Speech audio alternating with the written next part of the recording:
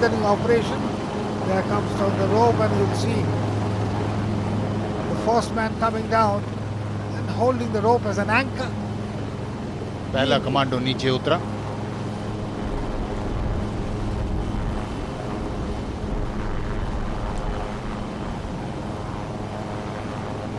This is infiltrating into the enemy area from the third dimension. और उसी के साथ साथ हमारे कुछ अन्य कमांडो, जो यहाँ स्क्रीन पर अभी नहीं दिख रहा है, हमारे कुछ अन्य कमांडोज जमीन के रास्ते ऑल टेरेन व्हीकल्स एवं लाइट स्ट्राइक व्हीकल्स के माध्यम से प्रवेश कर जाते हैं।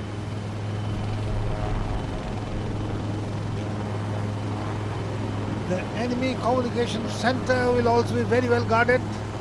Like that sentry is there, so that sentry cannot really activate his rest of the troops. We call it a sentry silencing drill.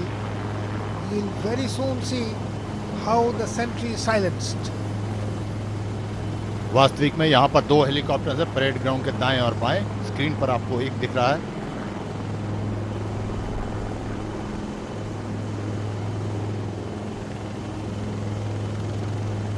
ये आप देख सकते हैं स्क्रीन पर दाहिनी तरफ एक ऑल टेरेन व्हीकल जमीन के रास्ते कुछ कमांडोज यहाँ पर आए हैं, उसके माध्यम से। ये है वो लाइट व्हीकल जिसकी मैं बात कर रहा था। कमांडोज इसके माध्यम से भी यहाँ पर अंदर प्रवेश कर चुके हैं। तो हर मार्ग से कमांडोज पहुँचने की सामर्थ्य रखते हैं, आसमान हो, ज़मीन हो, या आवश्यकता हो तो जल मार्ग से भी। वो जो खाकी वर्दी में आप देख रहे हैं वो शत्रु के सैनिक। And look at the way they will be silenced. Of course, it's not going to be chalk and cheese like that. These operations will generally be carried out during the hour of darkness, and Chief with the First Lady of the Indian Army. Sentry has been silenced. संतरी को शांत किया गया। वास्तविक रूप में ये बहुत दूर होता है, वरना शायद आपको लगे कि इतना नज़दीक हेलीकॉप्टर था तो संतरी को कैसे नहीं पता चला। वास्तविक में ये काफ़ी दूर होता है, जहाँ लैंड करते हैं उससे काफ़ी दूर जाते हैं और तब हमला करते हैं। उनको पता भी नहीं चलता कि कहाँ पर लैंड हुए, किधर लैंड हुए। तो इसलिए जो इस यहाँ की जो हमारी सीमाएं हैं उसके बीच में आपको दिखाया जा रहा है एक अनुमान लगाने के लिए। और अब कमांडोज टारगेट की तरफ चुपचाप बढ़ते हुए दुश्मन का communication centre. Early warning system has been silenced, and now they're in a strict manner they are moving towards the communication center. And if बांस this के सहारे center, शत्रु पर चढ़ जाएंगे और शत्रु के अंदर घुसे। and if this communication center can be silenced, just imagine what is going to happen in the command and control system. और ये ध्वस्त हुआ शत्रु का कम्युनिकेशन और लॉजिस्टिक सेंटर।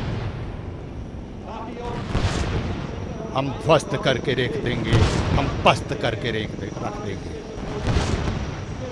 न चाहूं मान दुनिया में, न चाहूं स्वर्ग को जाना, मुझे यह वर देना माता, अगर मैं जन्म लूं फिर से तो हो भारत में ही आना, तो हो भारत में ही आना। Actually, the job has been done, but the job is not complete yet. Remember, all those who have seen the movie.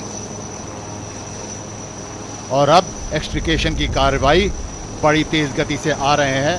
आ चुके हैं वापस 2 एडवांस लाइट हेलीकॉप्टर्स इन जांबाज विजयी कमांडोज को एक्सट्रिकेट करने के लिए, अर्थात सुरक्षित रूप से यहां से वापस ले जाने के लिए। Now all those who remember the Uri cinema, the exfiltration of the troops who have carried out this excellent job is very important. This task is not completed till the time the ladder roping in operation is completed and they are taken out from the enemy area.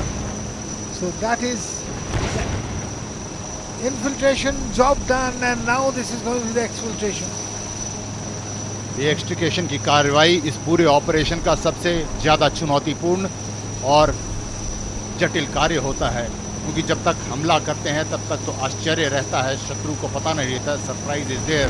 But एक बार जब कार्रवाई हो जाती है तो शत्रु को हमारे बारे में पता होता है और वहाँ से उसके पश्चात भी उसके बीच, उसके नाक के नीचे से सुरक्षित वापस विजयी आ जाना यही महारत रखता है, जो कि भारतीय सेनाएं इसमें पूरी तरह से पारंगत हैं और हाल ही में पिछले कुछ वर्षों में प्रमाणित किया है बारंबार। Because the point is, the morale of the troops will be very high if they can all be brought back safely. So, job is done but not completed, as we say in army. So now if they can be taken to our side, then the job will be completed. So exfiltration is as important as infiltration and destruction of the objective. In this case, the objective was, of course, the communication center, and there